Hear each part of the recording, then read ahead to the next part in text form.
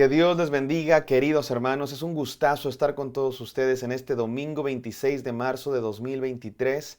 Estamos en la serie de devocionales de Regreso a la Cruz. Hoy es el día 14. En este domingo, feliz domingo, hermanos. No dejen de asistir a sus congregaciones, cada quien. Hoy nuestro devocional se titula La sustitución penal. La sustitución penal. ¿Qué es eso, mis queridos hermanos?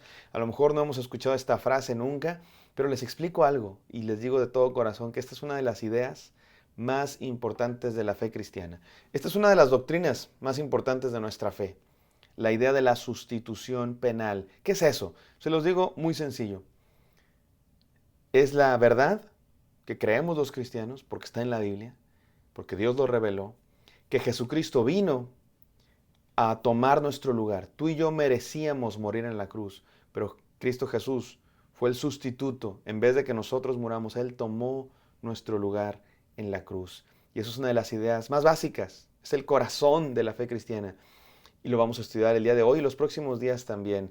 En esta cuarta frase de Jesús desde la cruz: Dios mío, ¿por qué me has abandonado? Ya empezamos ayer, hoy continuamos y mañana seguiremos continuando. Vamos a orar. Gracias, Señor, por este día. Gracias, Padre Santo, porque en ti confiamos, Dios mío, y siempre hay palabra para nosotros. Permítenos hoy escucharla, descubrirla y vivirla y valorarla. En el nombre santo de Jesús. Amén.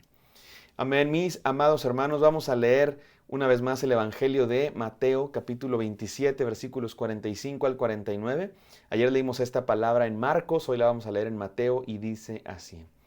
Y desde la hora sexta hubo tinieblas sobre toda la tierra hasta la hora novena. ¿Qué pasó? ¿Por qué hubo tinieblas? Probablemente un eclipse, probablemente las nubes, probablemente la propia naturaleza manifestándose en contra de la muerte de su Creador. Está muriendo Jesús y es como si la tierra misma dijera: no pueden hacerle esto a mi Señor, a mi Creador. Qué hermoso, qué hermosa imagen, qué triste imagen y a la vez llena de un significado profundo que es el amor de Dios. Vamos a entenderlo más el día de hoy. Continúa diciendo el versículo 46. Cerca de la hora novena, Jesús clamó a gran voz diciendo: Elí, Elí, lama sabactani. Esto es: Dios mío, ¿por qué me has desamparado? Fíjense que cuando yo era niño, este era uno de mis textos bíblicos favoritos. Elí, Elí, lama sabactani. Porque repite mi nombre dos veces, ¿no? Eh, Como un niño, esa era mi manera de pensar. Pero después crecí y entendí el significado de este texto y ahora sigue siendo uno de mis textos favoritos.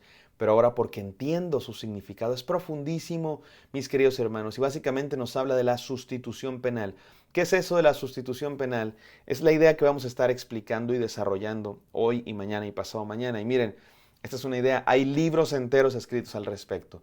Yo no pretendo explicarlo todo en un devocional ni en dos devocionales, pero les invito a que en estos devocionales poco a poco vayamos entendiendo esta idea que es básica de nuestra fe, que Cristo Jesús murió por nuestros pecados. Y miren, hermanos, ¿por qué hacía falta que alguien muriera por nuestros pecados? Porque los seres humanos simplemente, así de sencillo, merecíamos la condenación, la separación de Dios. ¿Por qué? Porque pecamos. ¿Y eso qué tiene que, por qué no merecemos la condenación? Porque pecamos. Les explico muy sencillo, o por lo menos se los explico rápido. Porque Dios es justo y santo. Dios no tolera el pecado en su santidad, no porque Dios sea muy picky, sino porque su carácter es santidad. Dios no tiene mancha, Dios es perfecto, no hay pecado en Él. Y si hay pecado delante de Dios, Dios simplemente lo destruye. Por eso las personas en el Antiguo Testamento decían, cuando se enfrentaban a Dios: ay de mí que soy muerto. Porque la santidad de Dios no tolera el pecado, mis queridos hermanos, así de sencillo. Ahora bien, somos pecadores desde que el pecado entró en la humanidad. Cuando los primeros seres humanos desobedecieron a Dios, los seres humanos somos pecadores, tendemos hacia el mal. Y Dios, en su justicia, no puede simplemente decir: ah, sí, ya, los perdono, vénganse, sí, no tienen pecado. No, ¿por qué Dios no puede hacer eso? No es que Dios no pueda, que no sea todopoderoso, porque Dios es justo, su propio carácter es justicia. Dios no peca, Dios no miente, Dios no comete injusticias.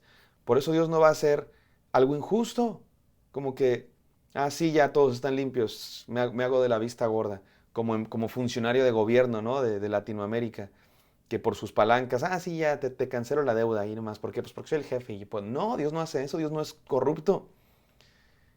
Dios, la ira de Dios y la justicia de Dios tenían que manifestarse sobre el pecado, porque Dios es justo. Pero hay una fuerza mayor, la fuerza del amor, mis queridos hermanos. Por eso Dios decidió en su justicia que su ira iba a destruir el pecado. Ciertamente su ira va a destruir el pecado. Pero no va a destruir a los seres humanos que crean en Él. ¿Por qué? Porque Él decidió que esos pecados no iban a caer sobre los pecadores, iban a caer sobre sí mismo. Él se entregó. Él dio su vida por nosotros. Esa es la idea de la sustitución. Eso es lo que hizo Jesús. Si les parece esto muy complicado de entender, escuchen esta historia. Con las historias siempre es más fácil entender esto, ¿no? Dicen que había un rey justo, muy justo, un rey que era un buen rey. Y él se había propuesto eliminar el crimen, el robo. Era muy común en su reino el robo. Había gente que robaba, se robaban los unos a los otros, robaban de las tiendas. Entonces él dijo, se va a acabar el robo, vamos a vigilar y vamos a castigar. Los seres humanos sabemos que para que una sociedad funcione tiene que haber leyes y tiene que haber castigos para que la ley se cumpla. Y este rey dijo, todo aquel que robe se le va a sacar un ojo. Y empezó a cumplir la ley. Y al rato en el reino había muchas personas sin un ojo, pero ya no había robos. Ya no había robos, pero había muchas personas sin un ojo. Y un día le trajeron al rey una noticia. Rey, una pregunta. Tú eres justo, ¿verdad? Sí, yo soy justo. Rey, encontramos a un hombre en el pleno acto de robo.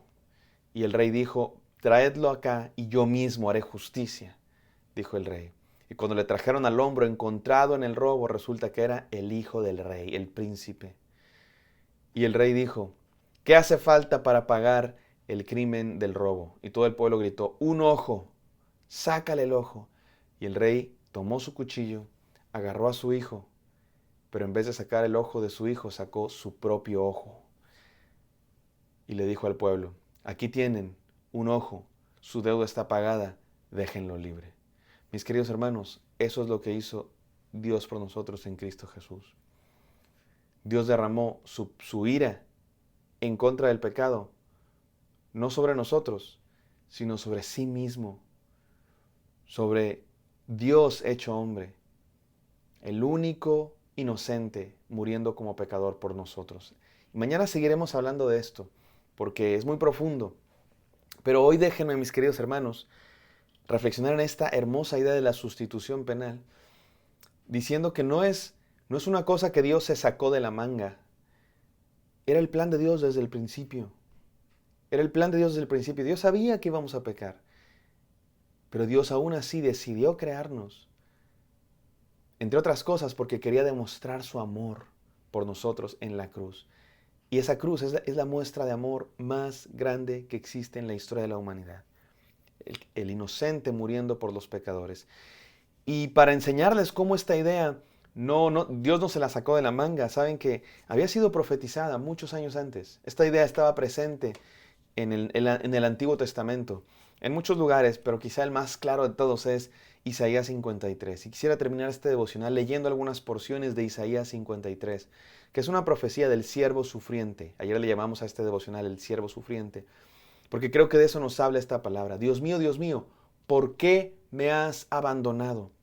¿Cómo es posible que Dios abandone a Jesús si Jesús es Dios? Bueno, eso de por qué me has abandonado tiene que ver con esto, mis queridos hermanos, que Jesús en la cruz está sufriendo la ira de Dios. Y la ira de Dios, mis hermanos, no lo entendamos como Dios enojado, castigándonos y golpeándonos por venganza. No, la ira de Dios no es otra cosa que la ausencia de Dios. Mira, este mundo entero se sostiene por la presencia de Dios, por el poder de Dios, por el amor de Dios. Ningún ser humano en este planeta ha experimentado jamás la ausencia de Dios porque Dios es omnipresente. El único que la experimentó en un nivel espiritual es Jesús, Dios mismo, hecho hombre, siendo abandonado por Dios. Eso significa la ira de Dios derramada sobre Cristo Jesús.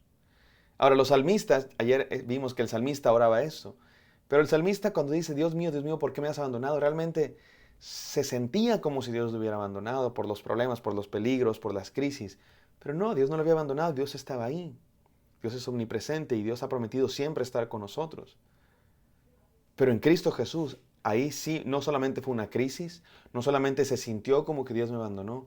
Dios abandonó a Cristo Jesús en el sentido de que cayó sobre él toda la ira de Dios. Y la ira de Dios no es otra cosa que la separación de Dios, que Cristo Jesús sufrió. ¿Cómo es eso de que Dios abandona a Dios? No pretendan entenderlo por lo menos no ahorita en un devocional de 10 minutos, pero sí entendamos por qué. Porque era necesario para nuestra salvación, para que tú y yo no tengamos que sufrir esa separación de Dios por nuestro pecado. Jesucristo, el puro, el que no tenía pecado, sufrió la culpa de toda la humanidad, de tal manera que todo aquel que cree en Él sea salvo. Ahora sí, déjame terminar este devocional con las profecías. Se anunciaba desde antes esta idea de la sustitución, de aquel que toma nuestras culpas, aquel que iba a ser abandonado por Dios para que tú y yo no seamos abandonados por Dios. Leo algunas porciones. Dice Isaías 53. ¿Quién ha creído nuestro anuncio y sobre quién se ha manifestado el brazo de Jehová? Subirá cual renuevo delante de él y como raíz en tierra seca. No hay parecer en él ni hermosura. Le veremos, mas sin atractivo para que le deseemos. Así quedó Jesús, mis queridos hermanos, en la cruz, desfigurado, golpeado, sin atractivo.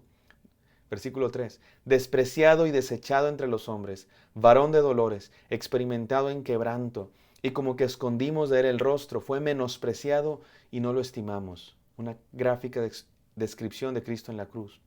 Y luego viene la sustitución, escuchen, versículo 4. Ciertamente Él llevó nuestras enfermedades y sufrió nuestros dolores. Lo que tú y yo merecíamos sufrir, Él lo sufrió. Y nosotros le tuvimos por azotado, por herido de Dios y abatido. Mas Él herido fue por nuestras rebeliones, molido, mis hermanos, por nuestros pecados. El castigo de nuestra paz fue sobre Él, para que tú y yo tengamos paz. Él fue castigado. Por su llaga nosotros fuimos curados. Todos nosotros nos descarriamos como ovejas. Cada cual se apartó por su camino, mas Jehová cargó en Él el pecado de todos nosotros. Angustiado Él y afligido, no abrió su boca. Como cordero fue llevado al matadero, y como oveja delante de sus trasquiladores. Enmudeció y no abrió su boca. Fue voluntariamente la cruz, mis queridos hermanos. Por cárcel y por juicio fue quitado, y su generación, ¿quién la contará? Ni hijos tuvo, porque vino a morir. Porque fue cortado de la tierra de los vivientes, y por la rebelión de mi pueblo fue herido. Y se dispuso con los impíos su sepultura. Fue crucificado entre dos ladrones. Mas con los ricos fue en su muerte, y sin embargo fue puesto en una tumba de gente rica. Aunque nunca hizo maldad, ni hubo engaño en su boca. Con todo eso Jehová quiso quebrantarlo, sujetándole a padecimiento. Cuando haya puesto su vida en expiación, esta palabra es fundamental, expiación. Expiación literalmente significa sustitución por el pecado. Verá el linaje, vivirá por los días, y la voluntad de Jehová será en su mano prosperada. Verá el fruto de su aflicción, de su alma, y quedará satisfecho. Por su conocimiento justificará a mi siervo a muchos, y llevará las iniquidades de ellos. Por su sufrimiento nosotros fuimos hechos justos. Ya está pagada nuestra deuda por el sufrimiento de Cristo Jesús. Por tanto, yo le daré parte con los grandes, y con los fuertes repartirá despojos, por cuanto derramó su vida hasta la muerte y fue contado con los pecadores, habiendo él llevado el pecado de muchos y orado por los transgresores. Básicamente es una descripción de lo que Jesús hizo en la cruz, mis queridos hermanos. ¿Qué hacemos ante esta palabra? Déjenme resumirla en 3 frases. Él tomó nuestro lugar, Él llevó nuestras cargas, Él sufrió nuestro castigo. Creamos en Él, vivamos por Él, sigámoslo a Él. Gracias, Señor, por este devocional.